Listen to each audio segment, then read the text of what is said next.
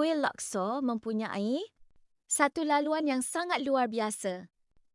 Ia dikenali sebagai Avenue of Sphinxes. Laluan ini menghubungkan Kuil Luxor dengan Kuil Karnak. Panjangnya sekitar 2,700 meter.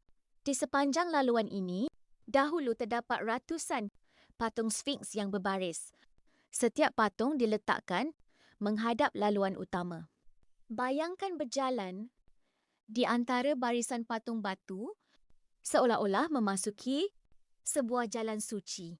Laluan ini digunakan untuk upacara keagamaan tertentu, terutamanya semasa perayaan Opet.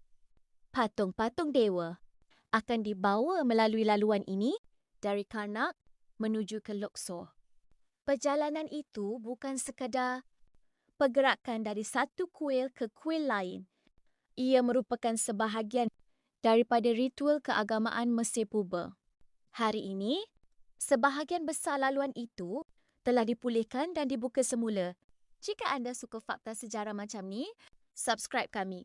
Sebab setiap hari kami upload fakta sejarah dan misteri dunia.